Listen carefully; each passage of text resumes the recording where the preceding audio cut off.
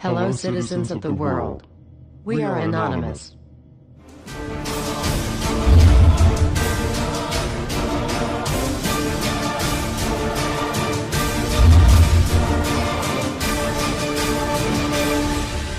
Guess what, world? We are back. Everywhere you look, corruption. We continue to fight pointless wars over lies, and we are killing innocents and letting our children die in wars just to ensure the Federal Reserve can continue their petrodollar scandal. We are sitting idly by while these crooks continue to loan fake money out to us at interest, stealing our homes, and enslaving our children. Let me make this extremely clear to all of you listening. Many corporations, especially the Federal Reserve, used the government to steal $17 trillion from your children. Your children did not have that money. They are now debt slaves. These people have stolen money from your children that are not even born yet, and sold their freedoms. They have enslaved you and many around the world. Wake up, world. And they did all of this by counterfeiting money and loaning it out at an interest. They have stolen hundreds of trillions from people around the world. Have you heard about Microsoft's Xbox manufacturers in China? They had to install suicide nets outside their buildings to ensure their employees don't jump out of the window to commit suicide. These are the conditions your children in the US will be working under when the debt is soon owed, and it will be owed. It is not a matter of if it will be owed, but it is just a matter of when. And it will happen as soon as the United States economy collapses, which will happen very, very soon. And if you think because you do not live in the United States this does not affect you, you are wrong. And you are next. The only way we can stop this is if we all unite together and fight it. People of the US are waking up to the Federal Reserve scandal, and the powers that be are currently afraid of retaliation. And that is precisely why they trying everything they can to disarm us. You know how the media has been saying gun violence has been out of control and at an all-time high. They are not simply twisting the truth here or exaggerating. They are absolutely bold-faced presenting lies to you. First off, realize, gun violence in the United States has always been shockingly low. And gun violence has dropped by 49% in the last 11 years. The already absurdly low gun violence in America has literally dropped in half. In half. The fact they are saying that it is at an all-time high perfect demonstrates how biased the government and the media is. If this doesn't prove to you that they have an agenda, then nothing will. Do you remember how the media keeps repeating that there has been 74 school shootings since Sandy Hook? Those 74 shootings were not even mass shootings like they claim. Most were suicides and none of them even took place at a school. Not a single one. They are presenting lies to you, America. When will you wake up? At some point you have to ask yourself, why would the government fake 74 mass school shootings involving children? If they get our guns, we will lose the fight against them. And they will take away absolutely all of your freedoms and you and your children will be forever slaves. And don't forget they purposefully put you and your children into that debt. And because the Federal Reserve is present in all countries, the other countries of the world are next soon after. This plan is called the New World Order. It is the same New World Order the Vice President of the United States called for on national TV a month ago. He said we need to strive for and complete the New World Order. This is also the same New World Order President George Bush and President Kennedy said is our country's lifetime goal. And the same New World Order George Bush said on national TV said will happen no matter what we do, and we cannot prevent it. This has all been a long-time plan. The Federal Reserve and their partners want complete control of humanity. We cannot let this happen. They want to rule over us, like kings and queens. And humanity will be forever lost to enslavement by a bunch of tyrants who have publicly admitted they want to kill off the majority of the population so the masses are easier to control. They are going to wipe your bloodline completely off of the earth. He'll tell you the order of things to happen. The enslavement will follow immediately after guns are taken away and you cannot fight back. If they cannot get the guns before the economic collapse, then they will wait until the economy collapses. When the economy collapses, people will be starving. There will be looters and shootings. The government will insist on taking guns away to help, and as soon as the guns are taken away, then we will fall into a complete dictatorship. Do not fall for it. Remember, They are the ones who caused the economic collapse to begin with. This is the same tactic used on Germans and it worked. So expect it. As soon as the economy collapsed and the masses were starving, the German government asked the people to give up their rights and they listened. And then eventually the government was throwing the naked masses into giant burning hot ovens for mass execution. Do not give up your rights. Do not give up your guns. Fight back, as they were the ones who caused the problem. Just so you know, the people who are behind this Federal Reserve scam and New World Order are the same ones who funded Hitler's campaign. Make no mistake, these people are as brutal as Hitler himself, even more brutal. In fact, now we are going to show you some. Assuming America grows some balls and we win, we will need an overall plan. We have come up with a perfect plan. This plan offers extraordinary possibilities.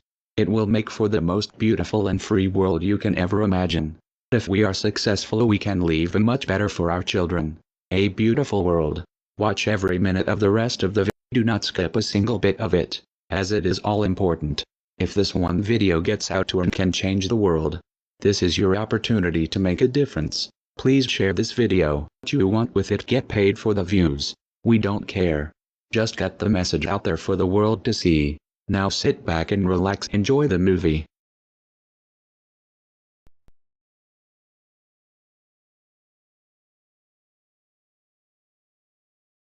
To you? Makes perfect sense. Okay. Anybody else want to throw anything out at us?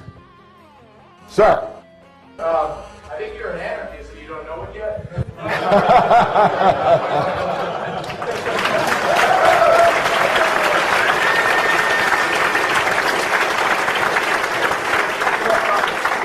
Do you hear me denying anything?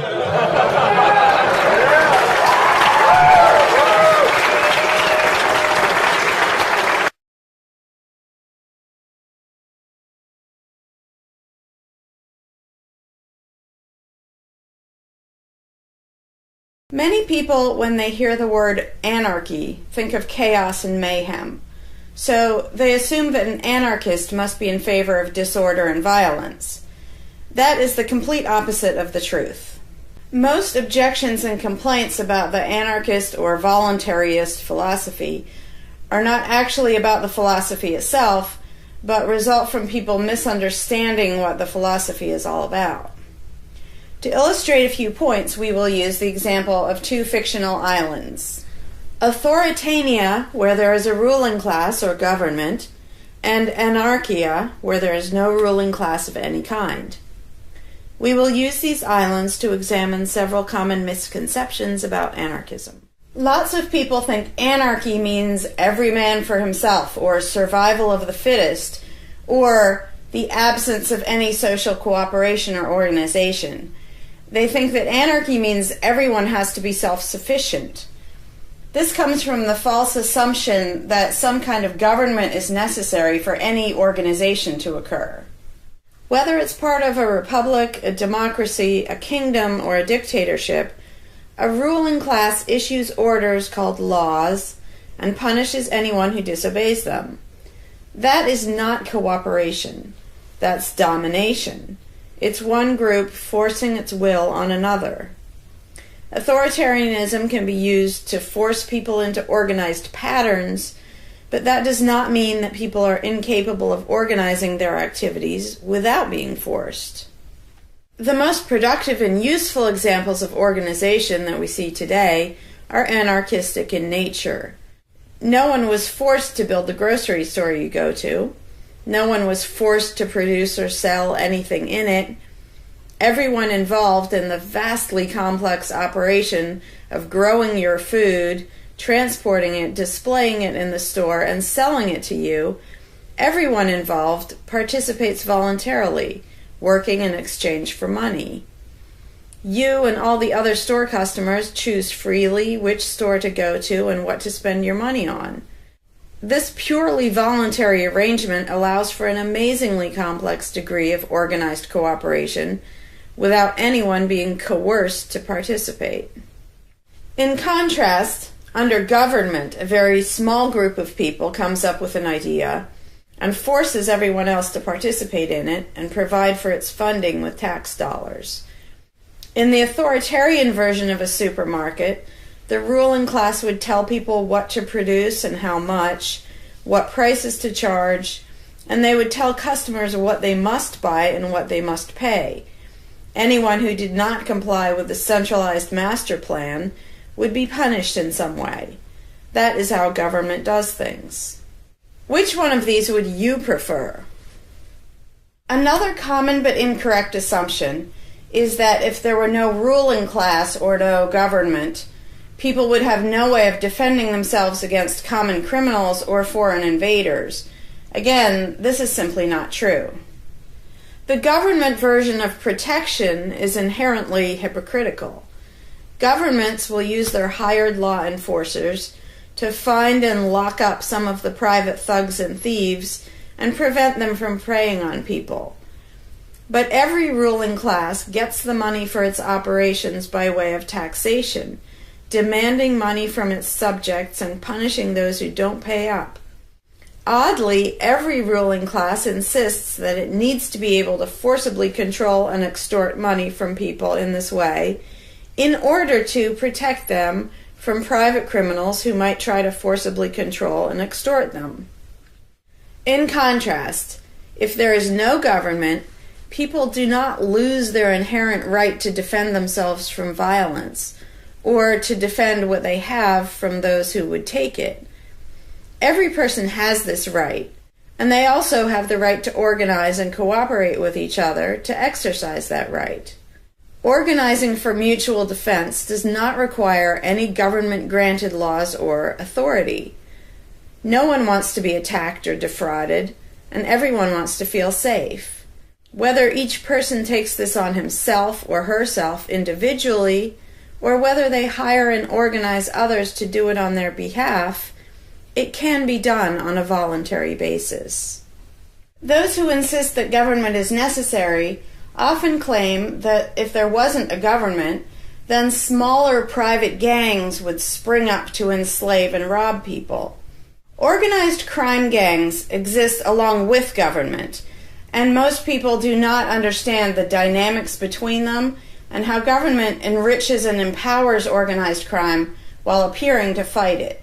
Black markets enrich organized crime, and money allows them to buy government protection. There's no reason to think they would do as well in an environment of freedom where they would have fewer ways to make money and would be up against both individual and organized armed citizens. A criminal gang that's recognized as such has far less power than a gang whose aggression is perceived to be legitimate and proper. And that's the gang we call government. When thuggery is called law enforcement, and thievery is called taxation, and self-defense is called crime and terrorism, then even the widespread ownership of firearms can't do much to stop the aggression. Imagine a private gang trying to do the things that government does without the aura of authority, and imagine how a well-armed population would respond to this. The gang would fail quickly and dramatically. Another concern that people have when they first consider the idea of a stateless society is that some people are truly malicious, destructive, and sociopathic. The concern is that these people would be free to do anything they wanted and no one would stop them. But this concern is again based on a basic misunderstanding of human nature. Wherever we have a government ruling class, we still have freelance thieves and thugs who are not deterred by the laws of the politicians. In some instances, they're stopped by force by the police, or they decide not to commit a crime for fear of what the police might do to them. What makes this deterrence work is not the legislation or the official badges, but the simple threat of harm to the sociopath. It really makes no difference whether the threat comes from the police, or another citizen, or even another criminal. A sociopath doesn't care about laws or social rules. He cares about avoiding pain and hardship for himself. This is still true when a government ruling class is not involved at all. If the intended target of a would-be carjacker pulls out a gun, it doesn't make any difference to the carjacker whether that person has a badge or whether there's a law against taking people's cars. Discouraging nasty people from hurting others does not require special authority, only the ability to use defensive force. Ironically, though people hope that government will protect them, having a government, a gang which is believed to have the right to tax and control people, just creates one gang so big and powerful that normal people can't resist it. In short, to create a huge gang and then give it societal permission to control and extort people with the hope that this gang will prevent theft and thuggery is simply a self-contradictory idea, but that's what government always is. Some people might assume that if people organize for mutual protection and defense, then that's what government is. But there's an essential difference. People coming together to do something that everyone has the right to do, such as defend yourself, doesn't require any special authority. It's not government unless one group of people claims the right to do things which others do not have the right to do, such as taxing and controlling innocent people. Organized defense can be very effective without supposing the special right to rule over others.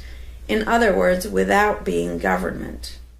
In contrast, governments rob the people they rule of far more wealth than private crooks could ever manage, making the idea of a protector government ridiculous. Another common objection to the idea of a stateless society is the notion that, if not for a group of lawmakers telling the rest of us how to behave, we would all behave like stupid, irresponsible, violent animals. This claim implies one of two things. Either we normal people have no idea what is right and wrong unless and until politicians tell us, or the only reason we want to do the right thing and coexist peacefully is because politicians told us to. A quick examination of your own motivations will show you that neither of those things is actually true. It's particularly odd to make this argument in a society where politicians are voted into power.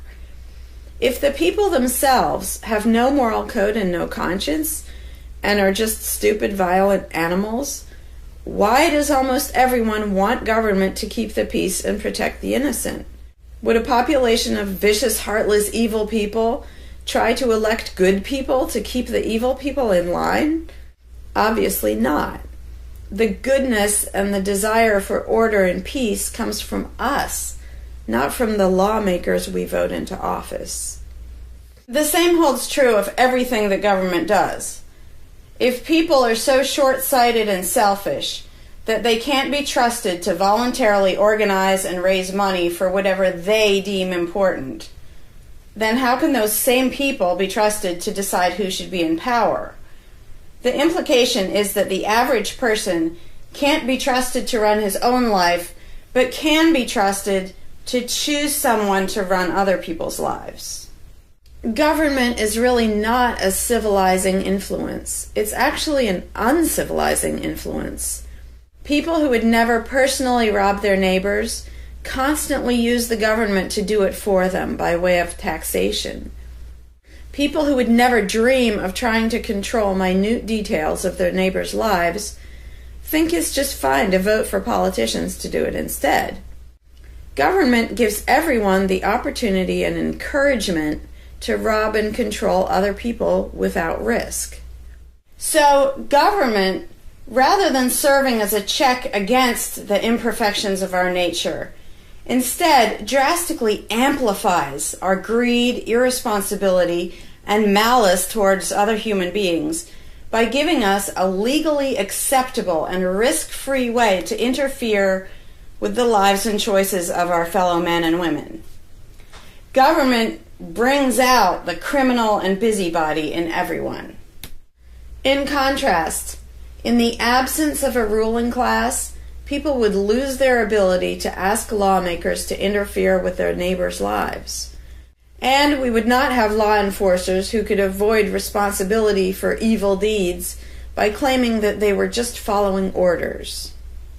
Throughout history, far more theft, assault, oppression, and even murder has been committed by those acting on behalf of a supposed authority than by anybody else. Even basically good people, when they believe in government, will condone things or do things which they know would be wrong if they did them on their own. Most people know that theft and assault are bad, but they imagine that controlling their neighbors and forcing them to spend their money on things they don't want is perfectly moral and legitimate when it's done by way of the political process. Wrong becomes right when it's called taxation, legislation, regulation, and war. Anarchists know better. They know that human society will never be perfect, but it would be a whole lot better if evil deeds were committed only by genuinely nasty, sociopathic people, rather than being committed wholesale by basically good people who think that violent aggression is okay when it's called law enforcement. The fundamental principle of voluntarism is very simple. It's wrong to initiate violence against any other person, regardless of badges, laws, or alleged authority. The only time the use of force is justified is to defend against aggression. Almost everyone understands this on a personal level, but they've been taught that this basic rule of social living does not apply in the game of politics and government. Most people already know how to get along with others, and most people want a peaceful and just society. Our morality doesn't come from politicians making laws. Our ability to organize and cooperate doesn't come from the ruling class. When people escape the belief in government, they don't suddenly turn into violent animals. Our inherent right to defend ourselves and our ability to defend ourselves is not served by government. In fact, it's threatened by government more than by anything else. Ruling classes do not produce peaceful coexistence, but rather perpetual conflict and violence. Our belief in government authority takes our compassion, virtue, and good intentions and turns them into power for people who crave power and riches. Of course, the people who benefit most from the political racket will put a good spin on the system and do their best to convince people that it's a social necessity. But ask yourself this: have the thousands of laws, regulations, and taxes imposed on you by politicians made you a better person? Have they made you more productive or more caring? Is the world better off with the politicians taking your money and telling you how to live your life? Or do you think it might have been better off if you'd been allowed to spend your own money and make your own decisions? Is society really best served by a small class of people forcefully imposing a centralized master plan on everyone else? Can the orders and threats of a ruling class make the world what it should be? Or would society be better served by human freedom and respect for individual rights, by voluntary cooperation and peaceful organization? If this second option sounds better to you, maybe you should learn more about anarchism. Some people dismiss anarchism as a utopian idea that would only work if everyone were generous and compassionate. Obviously, everyone is not generous and compassionate all the time. But these people need to look at the other side of the coin. If people are too stupid, greedy, and malicious to be free, aren't they too stupid, greedy, and malicious to be trusted with power over others? Whether people are inherently good, bad, or some of each, giving a person power over others is not going to make that person better. In fact, power has historically been known to corrupt people and make them worse, whereas the discipline imposed by the equal freedom of everyone else brings out the best in human nature. Most people today think that we need some form of government because they mistakenly believe that obedience to authority makes us all more civilized, moral, and peaceful. In reality, it has always done exactly the opposite. Everyone knows that governments can be corrupt, abusive, inefficient, counterproductive, even tyrannical. But most people assume that the way to fix that is to get the right people into power. People have spent centuries trying to create a good society using different kinds of ruling classes, different legal structures, different ways of choosing the rulers, and so on. But every governmental construction has resulted in freedom and riches for some, and oppression, violence, and poverty for others. What if, instead of deciding what the throne should look like and who should sit on it, all people of goodwill embraced the non-aggression principle?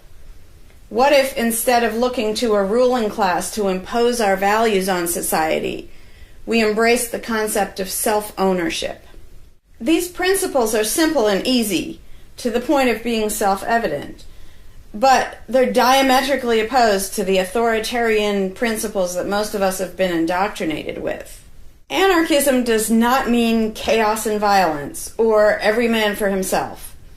Having no government does not mean having no morality, no organization, and no cooperation.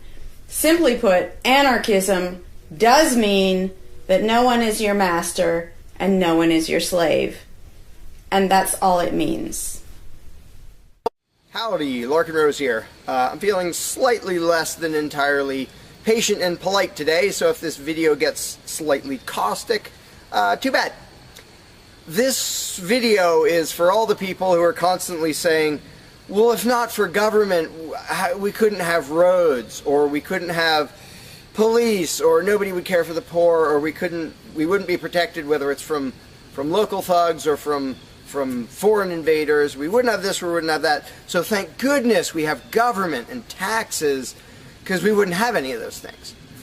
And the first way I'd respond to that is by pointing out the assumptions that underlie that complaint, that argument.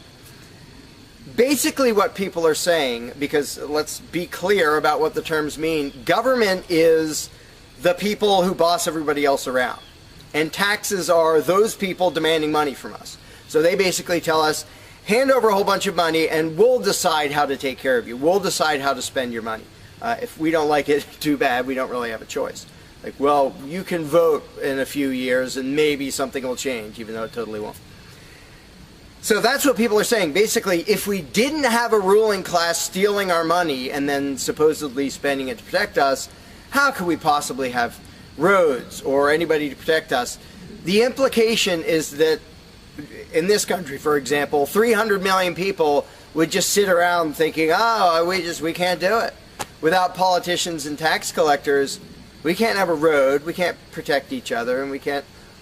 And it rests on this bizarre assumption that things that almost everybody wants, they wouldn't do anything to make happen unless there were politicians forcing us to give them money so they can make it happen. And so an example I like to use is, let's apply the same argument to food, because food is pretty darn important. I think everybody can agree. Let's apply the same argument that statists use about the roads or caring for the poor or protection or anything like that. The argument would go like this. Now, in the context of food, listen how idiotic this is. If we don't have government demanding money from all of us under the threat of caging us, and that's what taxation is, here's the money you have to give us, here's the nasty things we do to you if you don't. If that didn't happen so that they could build a big food production and distribution system and feed us, well, we'd all starve. We'd all just sit around saying, gosh, I wish we had food, but, you know, no politicians and tax collectors. We're just going to sit around and starve to death. Now, in this country, nobody would believe something that stupid, because all you have to do is go to a supermarket and see a perfect example of really efficient, organized cooperation that nobody is forced to do. There is no, you know, if you're going to make the argument that people make about roads and protection and all that, you'd say, well, nobody is forced to make any food for anybody in this country. How do you know everyone's just going to say, well, it's not my job, and we'll all starve to death? There's no guarantee. There's no master plan guaranteeing that we'll all have food. So obviously we're all going to starve if we don't have an authoritarian government stealing our money and then making food and giving it to us. Because golly gee, we couldn't possibly do it voluntarily ourselves. Again, in this country, nobody makes that argument because they see it happening voluntarily. Nobody involved is forced to do that. Nobody is forced to make you a single bite of food. There is no guarantee at all from anybody. And yet, Americans are, by and large, hugely overweight. Obviously, we don't have a lack of food. We might have a lack of healthy food.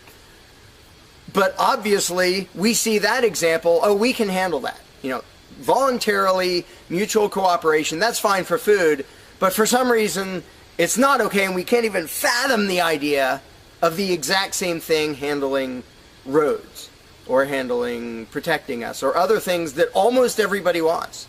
So there's, in the question, is this bizarre assumption that everybody will sit around really, really, really wanting something, but because there aren't politicians bossing us around and stealing our money, well, how could we possibly do it? And one of the most common things is, who will build the roads? Which is amazingly stupid to me. Just amazingly stupid. I have here in my pocket a little tiny thing. With this little tiny thing, I can be most places in this country and call people all over the world. And I own it myself. I'm not anywhere near rich these days, but I own one. Almost everybody I know has one of these. A little thing that can fit in your pocket, and just on a whim, you can open it and talk to somebody who's on the other side of the planet. And there was no coercion. Nobody forced anybody to make one of these. This is the result of voluntary cooperation. And that's it. Free trade. Organization, yeah, good. Cooperation, yeah, good. Coercion, which is what government is, and taxation, which is theft, didn't need that to do this. So what these people are telling me, oh, we wouldn't have roads if we didn't have government, is that somehow free individuals, relatively free, interacting voluntarily can make it so I can talk to almost anybody in the world on a little thing that fits in my pocket on a budget that is not a very good budget at the moment, but I still have one of these. That freedom, not authoritarianism, can supply me with this, but freedom cannot achieve a flat place. Because that's what a road is. It's a flat place. From here to there, because we have these machines that take us from here to there. By the way, we don't have those machines because of government. We have those machines because of free enterprise and voluntary interaction and cooperation. The idea that freedom can make a car but can't make a flat place is just idiotic. You really think we can't make a flat place? And so I ask people when they say, well, who will build roads? Are you really telling me that you really and truly think that if government fell off the face of the earth, 300 million people in this country, 7 billion if you want to include the whole planet, would sit around in their houses thinking, golly, I wish I could go visit Fred, but I can't because there's not a flat thing from me to him, and I don't know how to do it. And the other 300 million or 7 billion people, we can't possibly do it because there aren't any politicians and tax collectors. If they were here, we could do it. If they were here to boss us around and steal our money and really inefficiently build a flat place, then we'd be set. Then I'd be comfortable and I could be confident that I could get places. I could visit Fred, I could go shopping, but now we're all going to sit in our houses wishing we could go to the corner store, but we can't because, golly, how could we possibly make a flat place from here to there? We can make these, where you can talk to anybody in the world. We can make machines that you drive around in, but no, we couldn't possibly make a flat place. And when people say, well, who will build the roads? The first answer is the same damn people who do it now. Politicians and tax collectors don't build the friggin' roads. Have you ever seen one out there? No, you haven't. They steal our money, waste most of it, do all their corrupt games, and then they pay other people. Here's an idea. How about if we pay those other people who actually build the stinking road?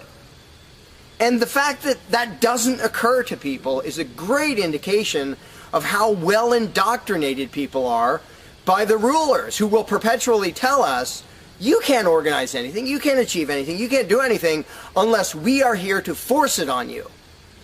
And it's, again, there are a zillion examples, whether it's caring for the poor or protection or roads, obviously.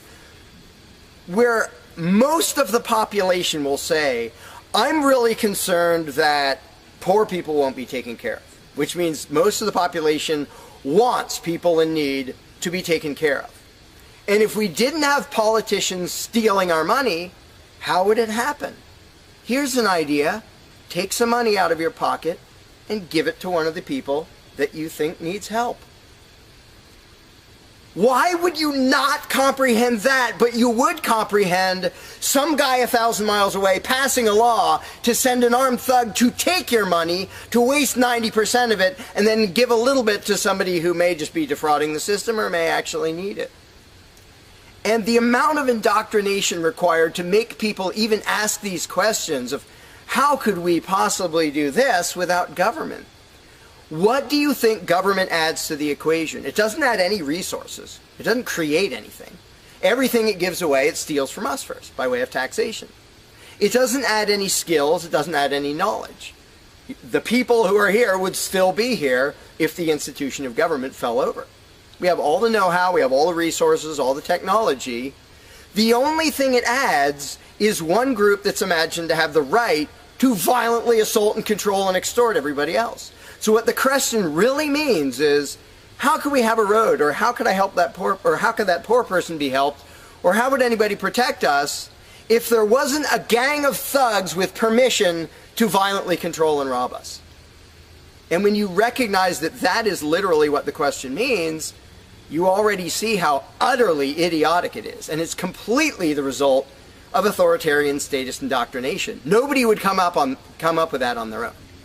And you obviously don't see that with the example of food or cars or cell phones or anything else. Nobody says, we won't be able to talk to each other unless there's a gang of thugs that's allowed to boss us around and steal our money. And just economically, how stupid do you have to be to think that's a good idea? Here are your choices. Let's do this. I'll give you these two choices for how you will be fed from now on. Either you can go spend your own money wherever you want. You can go to the supermarket or the local this or the local grocery, whatever you want. You can go decide what you want, and they'll tell you the price. You decide what you're going to buy and how much. And you can go to different places and you can shop around and you can do all that. That's option number one. But let me warn you, option number one does not give any guarantee that you will be fed. There's no master plan forcing people to feed you. So, oh my gosh, you better be really scared of that option, despite the fact that you can do it day after day and it works really darn well and feeds pretty much not only this country, but with a massive surplus. So that's option number one that apparently statists are scared of. Option number two is politicians will take as much money of yours as they decide to take. Then they will decide what, if anything, they will buy with that money in terms of food to give to you, to feed you. Do you really think that will serve you better, that will feed you better? Yeah, I'm much more comfortable that I'll have I'll be fed, I'll be secure, everything will be okay. If a gang of thugs who doesn't really care about me steals my money and then decides what, if anything, to give me back from what they stole. But that is implied in the question, whatever you put in the blank. How are we going to have blank if not for government? What you're saying is, how can we, the people who really want roads and food and cell phones and protection and all the things that almost everybody wants, how can we possibly have that unless we give someone permission to steal our money and boss us around and then decide what they're going to give us? And the same thing applies no matter what you put in the blank. How will we possibly do blank without government? One of the silly ones is caring for the poor. How will we care for the poor? Think of what that means. Like when more than half the country votes for a party to take care of the poor, it's more than half of the country saying, we're really concerned and we want to make sure that the less fortunate are taken care of, but we don't believe that normal people acting in freedom will take care of them. Well, if the people didn't care about the poor, they wouldn't win the election. By definition, if you vote for a welfare state, you're an idiot. Because either people are heartless bastards and you're going to lose, or people are compassionate and giving and you don't need to win. Just give them your stinking money. But people play the game, and that's the Democratic Party lives off of the idiotic notion that you're all so heartless that you should vote for us to steal your money to give to the poor. And half the country falls for it. Yeah, we're all so heartless that we voted you into office for the specific purpose of taking our money to help the less fortunate. That's just freaking brilliant. How about if half the country just gave their stinking money to the less fortunate? And then the less fortunate would all be rich, because it would be 1 trillion times more efficient than the government version of welfare ever is. Also, it would be actual charity instead of mass theft and corruption and fraud and all that fun stuff. But what takes the cake, the ultimately insane thing, whatever you put in that gap, how can we have blank without a parasitic ruling class and a bunch of hired thieves? It's just a stupid question, but it's extra super stupid when what's in the blank is, how will we be protected? Who will protect us from thieves and robbers if we don't have government? It's the most idiotic question. It's also the most frequent question from statists. So here's what the question literally means. If we don't give a certain gang of people permission to violently control us and take our money under threat of putting us in a cage, who will protect us from people who might commit aggression against us and take our money? Wanting government for that is exactly as brilliant as saying, we have to have a carjacker in our town, otherwise somebody might steal our cars. Government is an appointed thief. If you don't think taxation is theft, first of all, you're a really well-trained slave. Second of all, try not paying. See what happens. See if they say, oh, it's quite all right. Or if they say, no, you're going to pay, or we're going to take your stuff, or eventually we'll put you in a cage.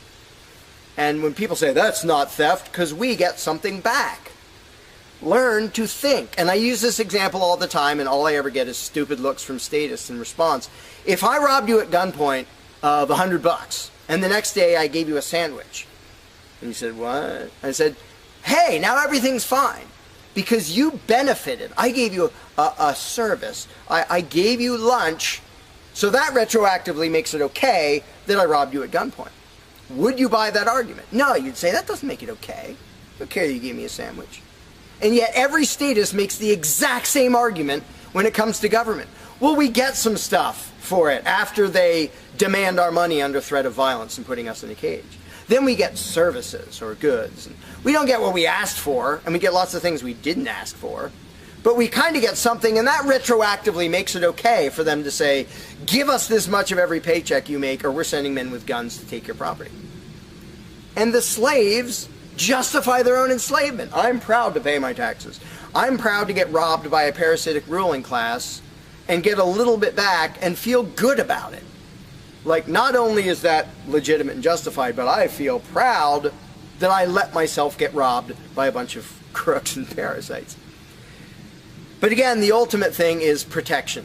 When people say, who will protect us from aggressors and thugs and thieves if we don't have a government? Even though what government is, by its very nature, is a gang of aggressors and thugs and thieves. They issue commands. Every law they pass is a command backed by a threat of violence. You have to do this. You're not allowed to do that. Here are the nasty things we will do to you if you get caught disobeying. I mean, everybody knows that, even though they don't usually say it in terms that blunt and honest and accurate. But to say we need taxes to be protected is as stupid as you can get. It's saying we need theft to avoid theft. And the fact that people are trained to use different words so that this theft sounds okay. It's legalized, it's taxation, and we voted for the people who robbed us. Like, we got to elect our local carjacker, and that means he represents us when he demands our car and points a gun in our face. He's serving us as he steals our car, because he's going to use that car and sell it and make money to make sure nobody else steals our car. That is the essence of government. And the fact that you have hundreds of millions of victims of that scam vehemently defending it and saying, I'm not going to give that up. I don't want to give up government. Who would protect us? I don't want to give up the biggest aggressor on the planet, the biggest thief on the planet. Look at your tax bill and see how much private crooks steal from you. So before you ask that question, before you ask, how could we possibly have roads or protection or water or air or Christmas or Santa Claus or any of the zillion things that statists imagine we can't possibly have without a ruling class. Think about what the question actually means. Because when you get to the point where you understand the implications of your own question, asking, how can we possibly have this without a parasitic gang of thugs robbing us? When you actually understand what you're really asking, you won't ask the question because you will realize it's completely freaking idiotic.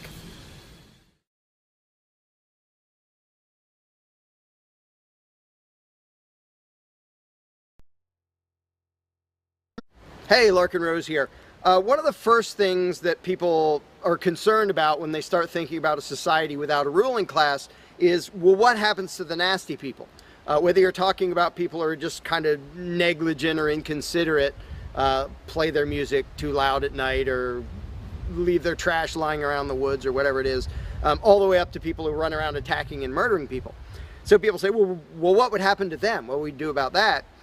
Some people even go so far as to say, if not for government, there would be nothing to stop people from committing murder and doing whatever other nasty stuff. And it's funny because when somebody says that, there would be no consequences, they could do whatever they wanted and nobody would stop them, the person saying that is implying that he isn't going to do anything. If there's someone running around attacking and murdering innocent people, the guy who said nothing will happen to them, obviously he's not going to do anything or something would happen to them. But not only is he demonstrating his own cowardice when he said there would be nothing to stop murderers, he's also projecting his own immaturity and irresponsibility onto the rest of the world, because he's also saying the other 7 billion people wouldn't do anything about it, which obviously isn't true. I would, wouldn't you? If somebody was running around murdering your neighbors, would you just go, well, there aren't politicians and there's nobody with a badge and we don't have tax collectors and bureaucrats, so oh well, I guess they're just out of luck, they're going to get murdered. And would you not even protect yourself if there wasn't government? Obviously, lots and lots of people, all the sane people, would do whatever they could to protect themselves and defend the innocent. So to say nothing would happen is just really bizarre. And it comes from having a mentality basically of a little kid in a classroom, where the teacher walks out of the room and the kids are just sitting there. We don't know what to do. No authorities telling us what to do. And Johnny's throwing things at me. And there's no teacher to stop him. Ah! Because most people, having been trained into authoritarian mentality, it never occurs to them that they are the ones who should fix anything, who should stop anything. And so when people say, well, what would be done about this and that and the other thing, nasty people doing nasty things, the first thing I ask is, well, what would you do about it? Because people are so into the mentality that there has to be some master plan and some authority who writes down the law of here is what will be done with those people, that people don't think in terms of, well, what would I do about it? Which is why I always ask people, well, what would you do about it? You're a person just as much as me and just as much as the other 7 billion. What would you feel justified in doing if somebody was polluting or playing their music too loud at night or running around murdering people or whatever in between you can think of? Any nasty thing, what would you feel justified in doing about it? Because there's a very basic rule of being a moral human being, which is if it would be wrong for you to do something, don't ask anybody else to do it. And the rule is so simple, so self-evident and obvious that most people will go, well, duh, of course. Trouble is, nobody in the world who believes in government abides by that rule. Nobody. I don't care if you're a constitutionalist, Democrat, Republican, fascist, communist, anything, any kind of statist. There is nobody who believes in government who abides by the most basic rule of morality, which is if it's wrong for you to do something, don't ask somebody else to do it. Because every single candidate, every party, every government always does things that the voters know they themselves have no right to do. And to say something like, well, I'm voting for the guy who's going to tax you less. Well, do you have the right to rob me a little bit less than the other guy? No, you don't. So telling me that, well, somebody was going to rob you more, but I voted for the guy to rob you a little bit less, you are still violating the basic rule of being a human being. If it's wrong for you, don't ask somebody else to do it. Well, that's kind of the second basic rule, the first one being the non-aggression principle. And they actually go together quite well. But when people are in the mindset that there's going to be some major centralized plan to deal with whatever, polluters or people who play their music too loud or murderers or whatever else, they have to get out of that mindset. They have to start to think that maybe they are among the people who have to do something about it. So instead of saying, what will be done about such and such, well, what will you do about it? What should I do about it? And this doesn't magically make all the problems go away, but the actual practical challenge of dealing with most disputes is trivial compared to the challenge of getting people to think like responsible adults, where they start to think, well, maybe it's up to me. And a while back I did little events called Escaping the Myth, and one of the little mental exercises I did with these little groups of people is, imagine we're on an island and we're it. There's no government, there's no authority, there's nobody with a badge, and one of us is running around stealing stuff from other people. He's not killing anybody, but he's stealing stuff. What are we going to do about it? We normal people. There's not a legislature, there's not 911 to call, there's nobody with a badge, it's just people. And so with that specific example, I would ask people, so what do we do? And just off the top of their heads, everybody comes up with solutions that are way better than what government ever does. First of all, every government solution is, all right, step one, I get to rob everybody. That's the government solution. Well, we're going to tax everybody so we have the resources to stop that other robber. Well, in the island scenario, nobody is stupid enough or insane enough to start with that, to say, well, let's see, so somebody's stealing our stuff. Okay, first, I get to rob all of you so that I have the resources to protect you from him. Nobody is that insane. Everybody is insane enough to believe that who believes in government. And I did for many years. I was stupid enough to actually think that it was rational and moral to advocate mass extortion in order to protect people.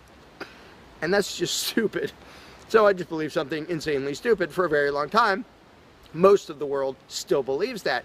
But in a setting where people are put on the spot and they're responsible for what happens, they don't do that. They don't say, well, I get to boss everybody around and take their money. Nobody does that. So to me, the challenge is not even coming up with specific solutions to every imaginable dispute or problem, which I don't pretend to know how everything's going to turn out. And I don't intend to be emperor of anarchy. I'm not going to be in charge of the world. But getting people to the mindset where it's up to them, where there's just people, we're it. No legislatures, no people with badges, no authority, we're just people. Suddenly people are way better at solving problems and making things work. One good example is when there's a disaster. Unfortunately, sometimes it takes a horrendous event to bring out the best in people. And it brings out the worst in some people too. But when people say, whoa, my neighbor's house is floating away, I'm not going to wait for FEMA. I'm not going to dial 911. I'm going to jump in a boat and go save him. Because suddenly it's on me. Suddenly I'm the one who has to do something. And when it occurs to people that they're the ones who have to do something, and unfortunately, usually that only happens in a complete disaster area, when it occurs to people and they suddenly take on the responsibility and start to think like adults, their solutions are generally a lot better than any government solutions, and ever are. But to get to that mentality, people have to shift from the authoritarian mindset to the mindset of a self-owning individual who realizes there is nothing above me. There is no magic unicorn who's going to come to save the day, who's going to come save me from polluters or somebody playing their music too loud or murderers or whatever it is. It's just us. And if we realize that, then first of all, people would stop asking me, well, without a government, how would this be handled? As if I'm going to be in charge. I don't freaking know. What would you do about it? I can tell you what I would do about it. I could tell you what I might suggest, what I might predict, but who cares? I'm one of 7 billion people. I'm not going to be in charge any more than you are. So it's really a mental exercise that people have to think over in their own heads with their own moral codes instead of waiting for some outside answer. And it's why I don't usually get into those discussions of, well, here's my plan for how to deal with this and that and the other thing, because my plan doesn't matter. My plan will not be the best plan for any problem you can come up with. There will be a million people with better plans than whatever I could come up with.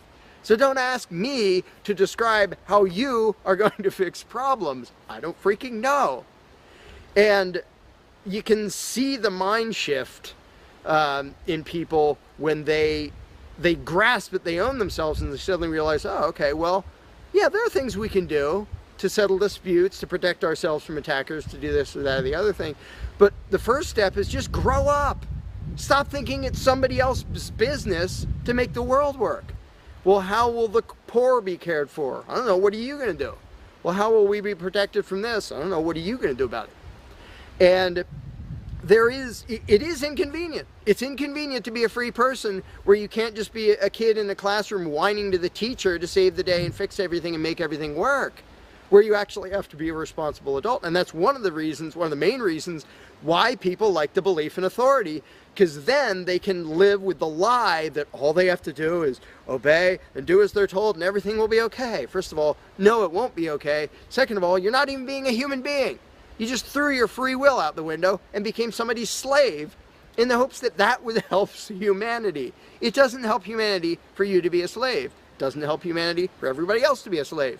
It does help humanity for you to start thinking as an adult, responsible human being who owns himself and who accepts that it is your responsibility to figure out how to make the world work.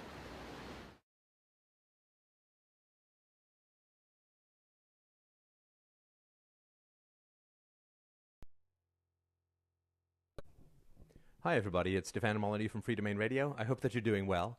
This is a little presentation entitled The Proof for Anarchy. It's sort of embarrassing how long it took me to come up with this as a thesis, but we will look on the bright side and hope that it holds or stands. This is more details from an argument in the free book, Everyday Anarchy, available at freedomainradio.com in ebook or audiobook format. So, anarchy, the proof. Well, there's a core anarchist claim, or the core anarchist claim, is that a central coercive monopoly, a state, a government, is not required for criminal sanctions, punishment of criminals, violent crime, and so on, for the provision of public goods, of roads and pollution controls and so on, and for contract enforcement. Furthermore, using a state to solve these problems is both counterproductive and immoral.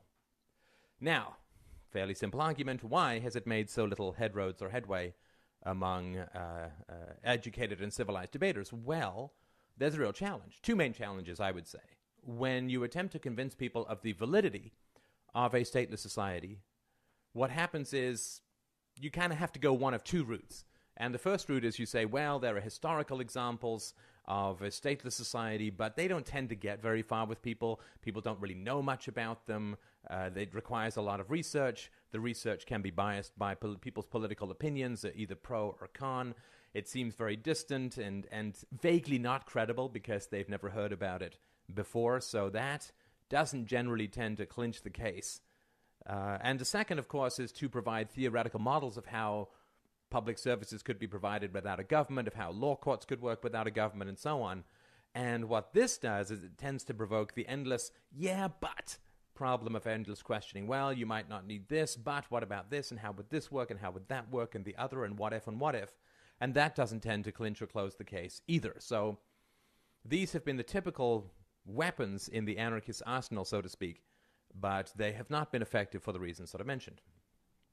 So the historical examples people bring up, well, a couple hundred years of medieval Iceland, there was medieval Ireland, feudal Europe, as some people say is a decent example, anarchic communes during the Spanish Civil War. Rothbard talks a lot about Pennsylvania, 17th century, modern Somalia, kibbutzim in Israel, and so on.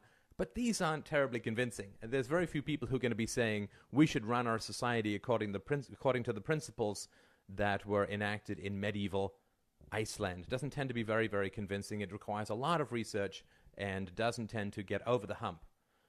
These are distant examples, or you don't know much about them. They seem inapplicable. They seem foreign. And in the example of Iceland and Ireland and feudal Europe, they were ended by statist intervention, either domestically or from other countries. Requires a lot of research. It's just not terribly convincing, and we can see the results of the general acceptability of anarchistic theories, that it doesn't really come about, that these things don't really work. So the holy grail of anarchic argument is, what if They were an example of political anarchism that was in practice, that every reasonably educated adult was perfectly aware of and understood deeply.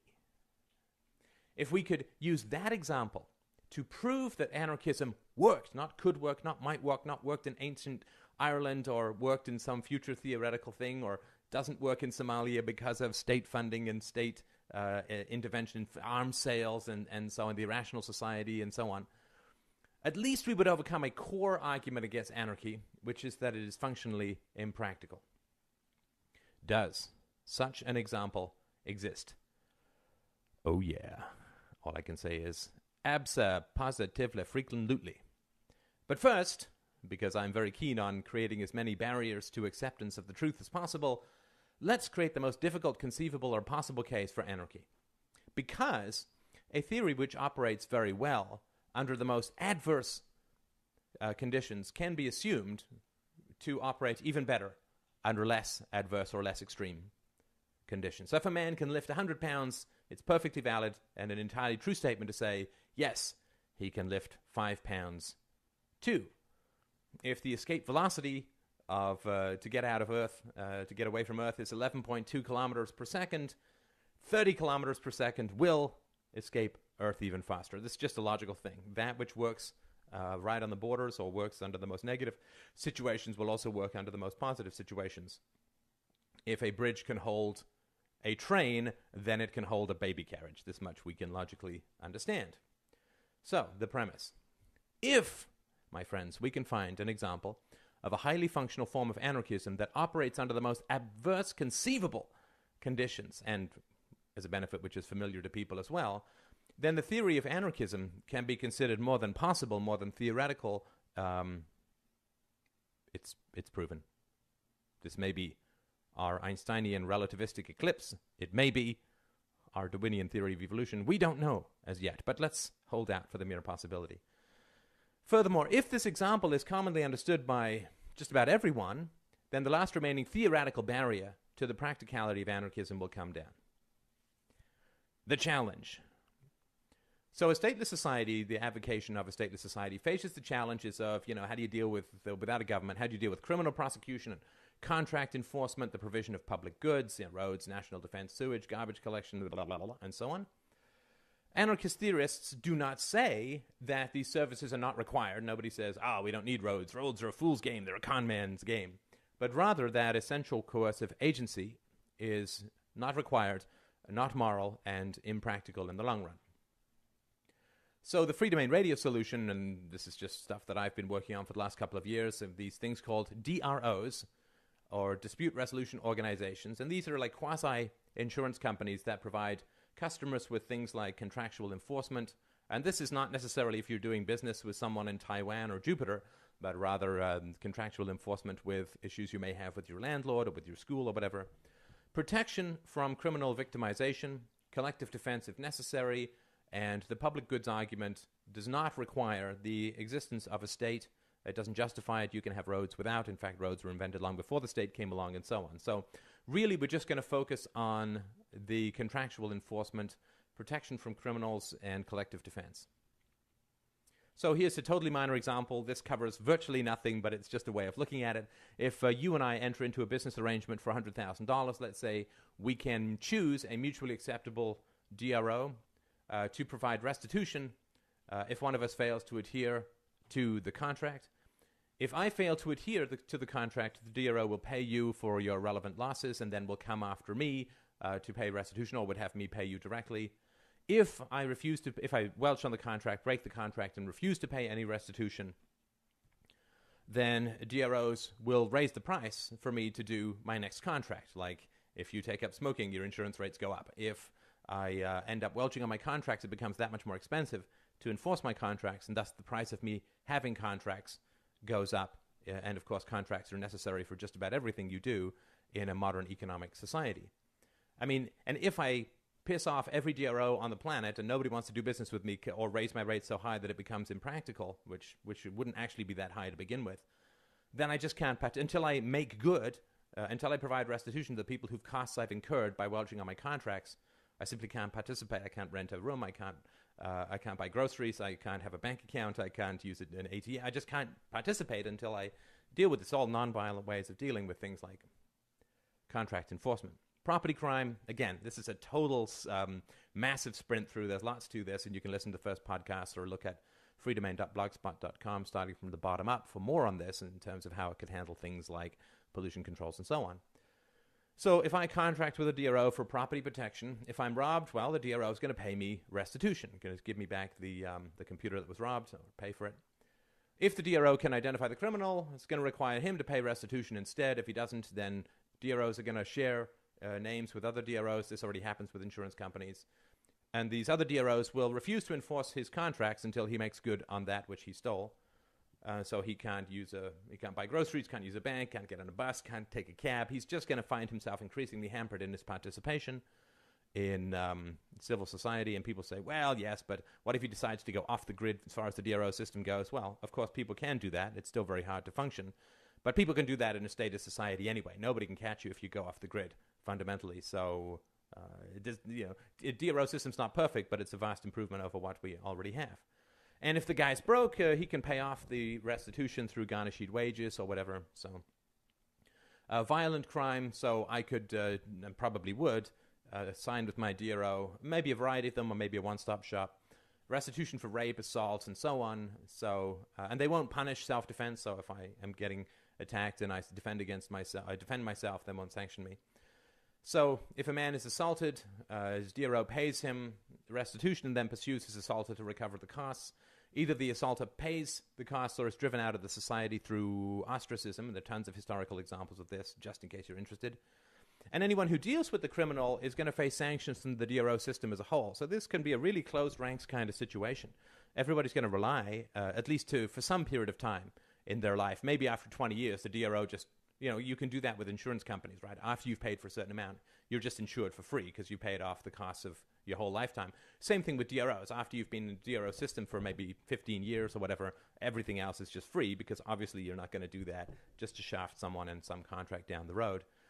But if you are unproductive for people to do business with, DRO is going to kind of close ranks and make sure that you're not around. That having been said, if someone can make money out of enforcing your contracts, that person will find a way to do it. So it's not a totally closed rank monopolistic system. But if people can't find a way to make money out of enforcing your contracts, they just won't, in which case you're going to be enormously crippled in any kind of economic life. And all of this is achieved through ostracism, through the sharing of information, through non-contracting with people. It's totally non-violent. Again, I'm not saying this is going to be convincing to anyone who's totally against the theory, but it's just a possibility of how it could work. As far as collective defense goes, well, collective defense costs very little in a free society. It's a basic fact of history that no nuclear-armed country has ever been invaded because the retaliatory possibilities are just too big. It only takes a few dozen nuclear warheads to deter invasion of any particular geographical region. Cost of defending that, couple of nukes, couple of bucks a year, maybe. So that's just not a big enough issue or cost or price that that would be a barrier to collective defense.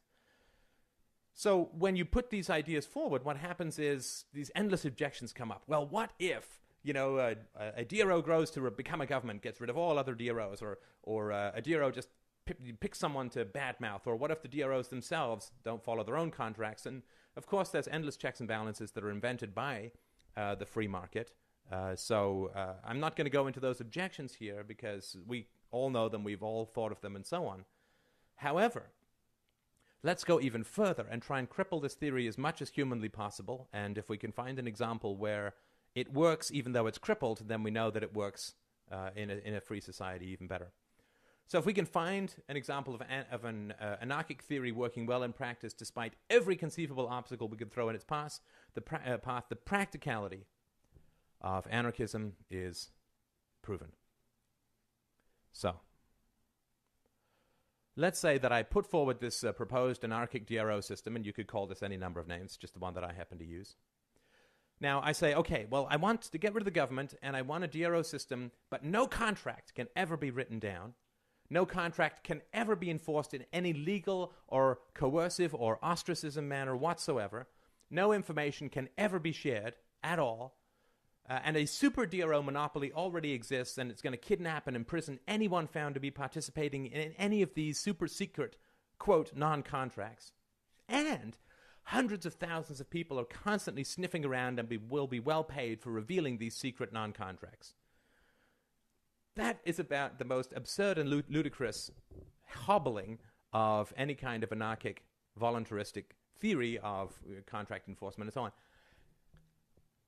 If I put that forward, do you think it would work? Do you think that this system, you can't write down contracts, you can't enforce them, you can't share information, and you get thrown in jail for even coming up with these contracts, and tons of people are constantly sniffing around and will be highly paid for finding these secret non-contracts? Do you think that would work? If you say no, then you're totally wrong.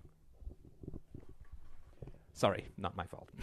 But if you say, well, no, DRO systems, even in a free society, are hard to believe, the DRO system like the one you just described would never work, well, you're actually completely incorrect. This system that I just described, you can't talk about contracts, you can't enforce them, it's all handshake deals, and it's all hidden, and it's all under the table, and people are sniffing around to try and find them all the time.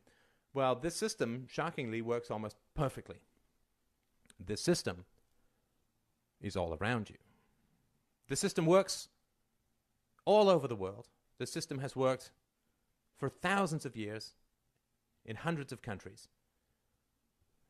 What, you ask me, what system is this? What red pill am I offering you, perhaps not even orally? The anarchic system that you live in. This system is hard to see, well, at least it was for me, because it is so well camouflaged. This anarchic system is the state itself. Indeed. Well, the thesis. The state, the government, is the best conceivable example of a functional anarchic system, because it functions almost entirely on the spontaneous enforcement of rules without central coercion, without using violence. The process. Special interest groups give money to political candidates in return for political favors after the election. These, quote, contracts can never be written down, are completely non-enforceable, are illegal, can never be discussed openly, and are a real scoop for the media if the media discovers them, and function almost flawlessly all over the world and all throughout history. A state of anarchy. Democratic governments function on anarchic principles. That's why it's so hard to see, at least it was for me. These, quote, contracts that can never be written down, never be enforced, never be discussed, are punished by imprisonment, and are lucrative to expose, function almost perfectly. The state runs on, quote, contracts that can never be enforced by the state, and are in fact violently opposed by the state. Thus the government, the state itself, is the best example of a perfectly functional state of anarchy. The proof. Remember we said, if anarchic principles can work under the most adverse conceivable conditions, then anarchic principles will work almost infinitely better under the least adverse conditions. If a man can lift 100 pounds, we know for certain that he can lift 5 pounds. If anarchy can work in the state, if the state functions because anarchy works, then we know for certain that anarchy can work without the state, and far better too.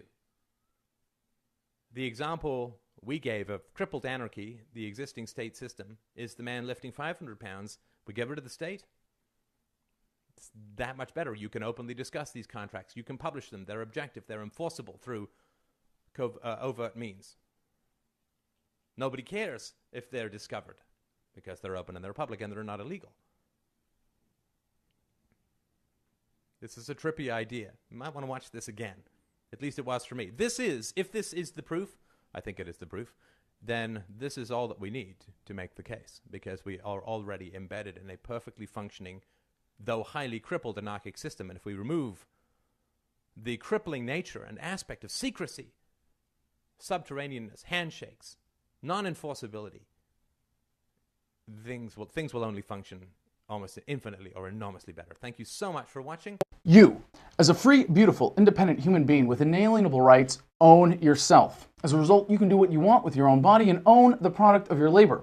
The implication is that it is morally wrong to initiate force against someone else or their property, because to do so is to violate their rights. Therefore, all human interactions should be free of force, fraud, and coercion, and people should be free to exercise their rights, limited only by respect for the rights of others. When you learned don't hit and don't steal, it wasn't unless you work for the government. When you learned thou shalt not kill, it wasn't unless your dear leader gives you a gun and a uniform and a one-way ticket to the other side of the world. Government is force, an opinion with a gun, and force is a poor substitute for persuasion. Governments frighten us into thinking we need them, but with knowledge, philosophy, and technology, we are empowering ourselves and each other to have the courage to move past the paradigm of statism and restrain government to only moral uses of force, at least until we replace it with the cooperative, free market solutions that will soon render it obsolete.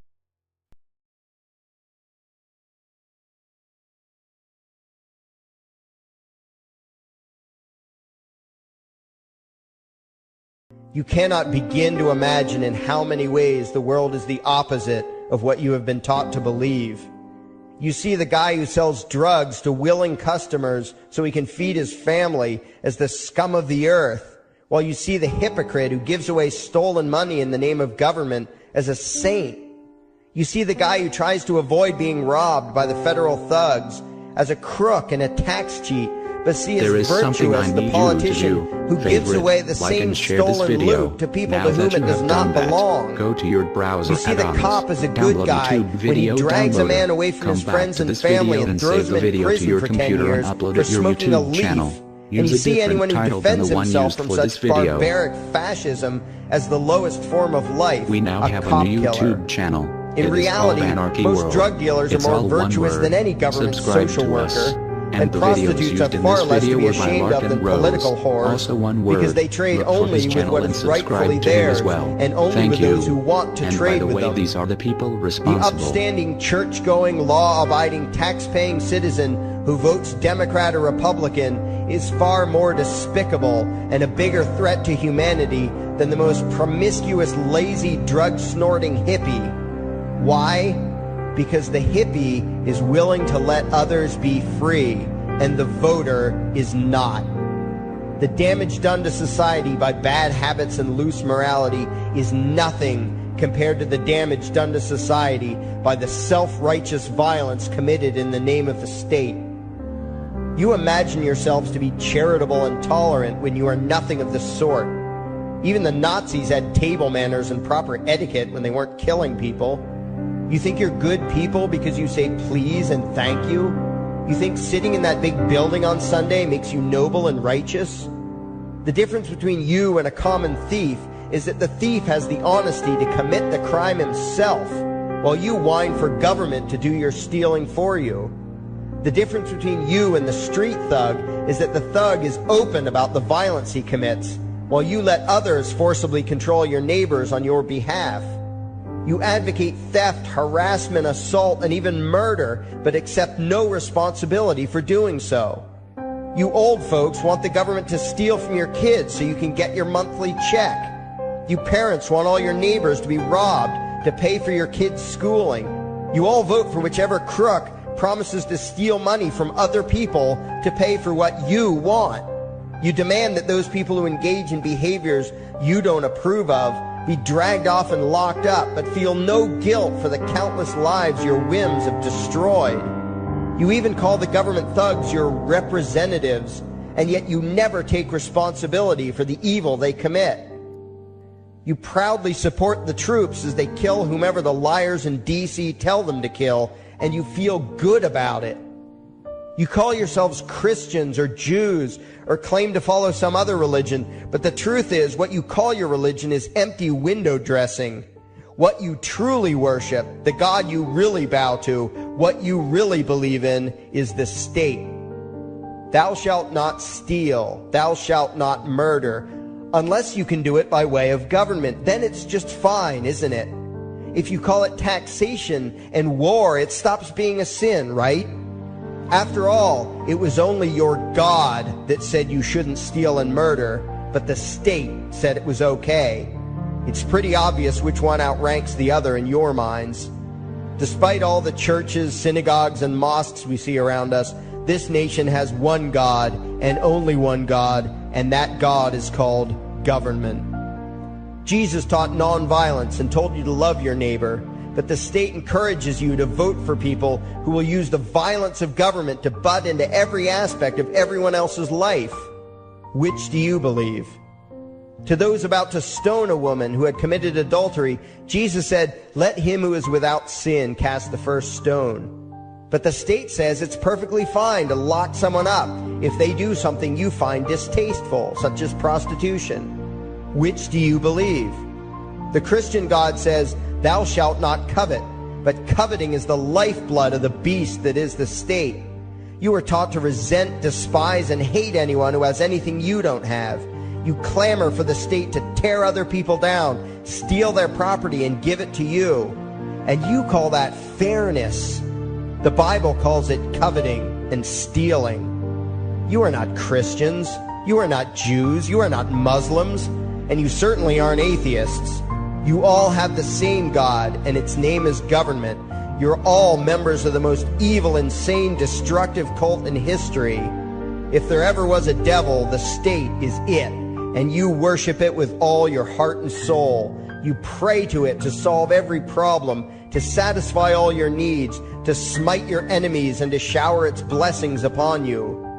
You worship what Nietzsche called the coldest of all cold monsters, and you hate those of us who don't. To you, the greatest sin is disobeying your God, breaking the law, you call it, as if anyone could possibly have any moral obligation to obey the arbitrary commands and demands of the corrupt, lying, delusional megalomaniacs who infest this despicable town. Even your ministers, priests, and rabbis, more often than not, are traitors to their own religions, teaching that the commands of human authority should supersede adherence to the laws of the gods they say they believe in. Several years ago, I heard one pompous evangelical jackass in particular pontificating on the radio that anyone who disobeys the civil authority, be it a king or any other government, is engaging in rebellion against God. Those were the exact words he used. What if the government is doing something wrong? Well, this salesman for Satan opined, that is the business of those in government, and you are still obligated to obey. Everywhere you turn, be it the state or the church, the media or the schools, you are taught one thing above all else, the virtue of subjugating yourselves to mortals who claim to have the right to rule you. It is sickening the reverence with which you speak of the liars and thieves whose feet are so firmly planted on your necks. You call the congressmen and the judges honorable, and you swoon at the magnificence of the grandiose halls they inhabit, the temples they built to celebrate the domination of mankind. You feel pride at being able to say you once shook a senator's hand or saw the president in person. Ah, yes, the grand deity himself, His Royal Highness, the President of the United States of America. You speak the title as if you're referring to God Almighty. The vocabulary has changed a bit, but your mindset is no different from that of the groveling peasants of old, who bowed low, faces in the dirt, with a feeling of unworthiness and humility when in the presence of whatever narcissist had declared himself to be their rightful lord and master. The truth of the matter, back then and today, is that these parasites who call themselves leaders are not superior beings. They are not great men and women. They are not honorable. They're not even average. The people who earn an honest living, from sophisticated millionaire entrepreneurs to illiterate day laborers doing the most menial tasks you can imagine, those people deserve your respect. Those people you should treat with courtesy and civility. But the frauds who claim the right to rule you and demand your subservience and obedience, they deserve only your scorn and contempt. Those who seek so-called high office are the lowest of the low. They may dress better, have larger vocabularies, and do a better job of planning out and executing their schemes, but they are no better than pickpockets, muggers, and carjackers. In fact, they are worse, because they don't want to rob you of just your possessions. They want to rob you of your very humanity, deprive you of your free will, by slowly leeching away your ability to think, to judge, to act, reducing you to slaves in both body and mind. And still you persist in calling them leaders. Leaders? Where is it that you think you're going exactly that would require you to have a leader? If you just live your own life and mind your own damn business, exercising your own talents, pursuing your own dreams, striving to be what you believe you should be, what possible use would you have for a leader? Do you ever actually think about the words that you hear, the words that you repeat? You parrot oxymoronic terms such as the leader of the free world, even pretending for a moment that there is some huge journey or some giant battle that everyone in the entire nation is undertaking together that would require a leader. Why would you ever think, even for a moment, that the crooks that infest this town are the sort of people you should listen to or emulate or follow anywhere? Somewhere inside your mostly dormant brains, you know full well that politicians are all corrupt liars and thieves, opportunistic con men, exploiters, and fearmongers. You know all this, and yet you still speak as if you are the ones who are the stupid, vicious animals, while the politicians are the great, wise role models, teachers, and leaders without whom civilization could not exist. You think these crooks are the ones who make civilization possible? What belief could be more absurd? Yet when they do their pseudo-religious rituals, deciding how to control you this week, you still call it law, and continue to treat their arbitrary demands as if they were moral decrees from the gods that no decent person would ever consider disobeying.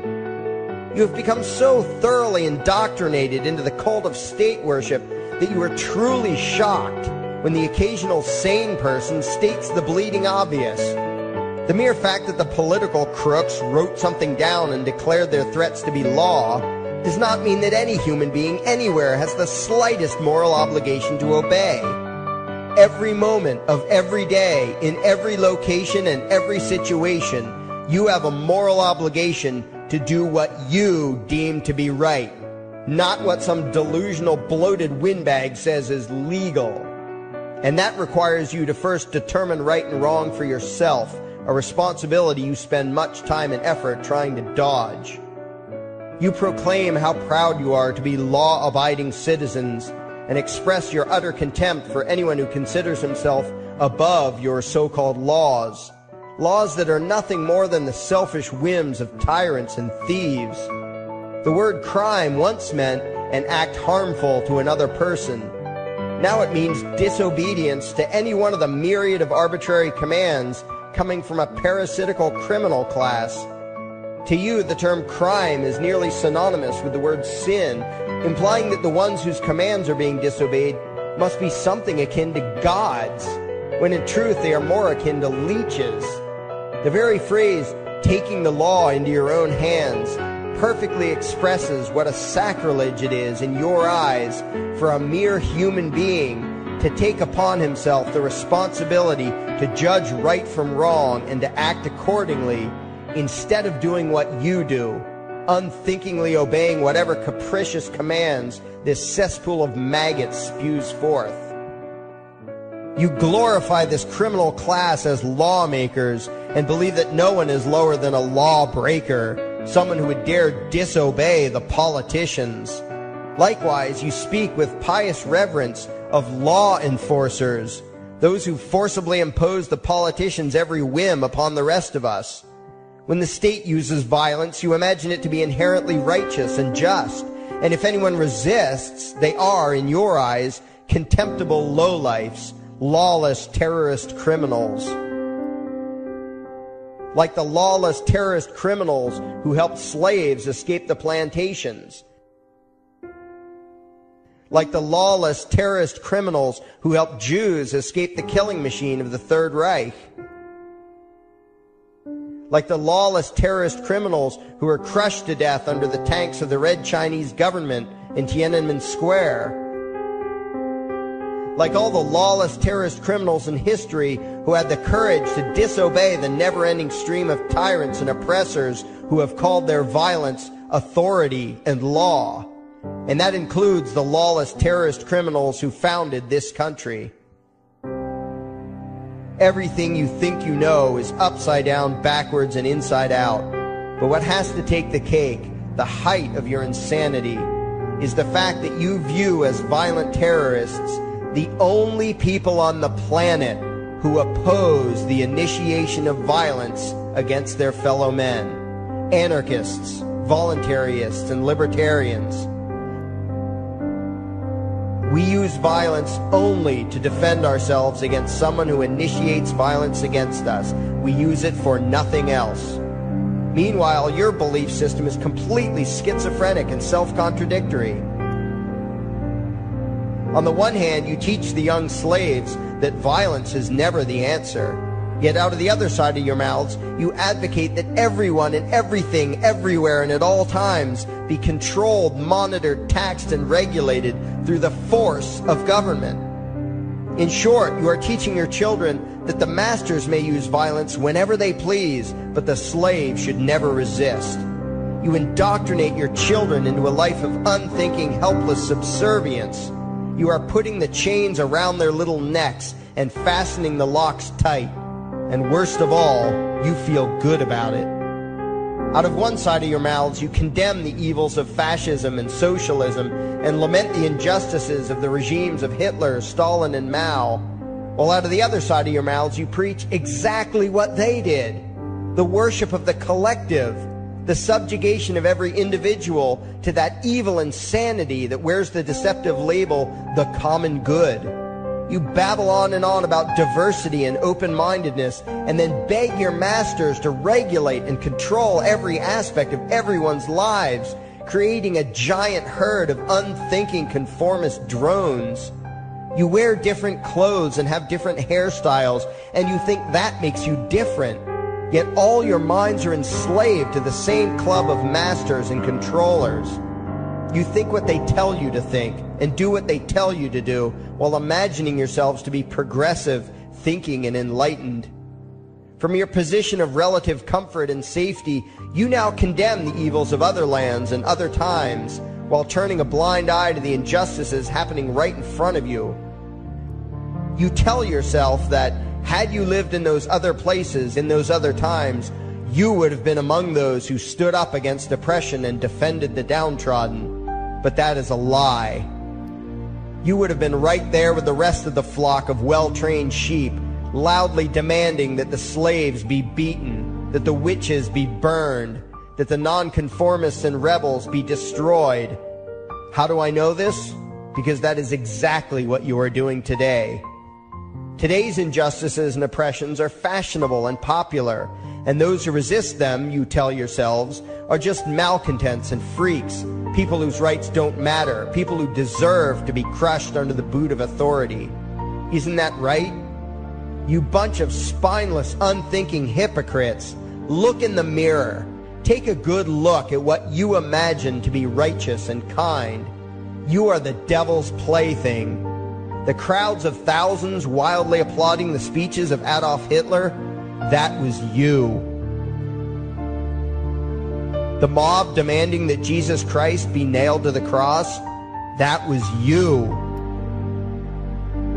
The white invaders who celebrated the wholesale slaughter of those godless redskins, that was you. The throngs filling the Colosseum, applauding as the Christians were fed to the lions, that was you. Throughout history, the perpetual suffering and injustice occurring on an incomprehensible scale, it was all because of people just like you. The well-trained, thoroughly indoctrinated conformists, The people who do as they're told, who proudly bow to their masters, who follow the crowd, believing what everyone else believes and thinking whatever authority tells them to think. That is you. And your ignorance is not because the truth is not available to you. There have been radicals preaching it for thousands of years. No, you are ignorant because you shun the truth with all your heart and soul. You close your eyes and run away when a hint of reality lands in front of you. You condemn as extremists and fringe kooks those who try to show you the chains you wear because you don't want to be free. You don't even want to be human. Responsibility and reality scare the hell out of you, so you cling tightly to your own enslavement and lash out at any who seek to free you from it. When someone opens the door to your cage, you cower back in the corner and yell, "Close it, close it." Well, some of us are finished with trying to save you. We've wasted enough effort trying to convince you that you should be free. All you ever do is spout back what your masters have taught you, that being free only leads to chaos and destruction, while being obedient and subservient leads to peace and prosperity.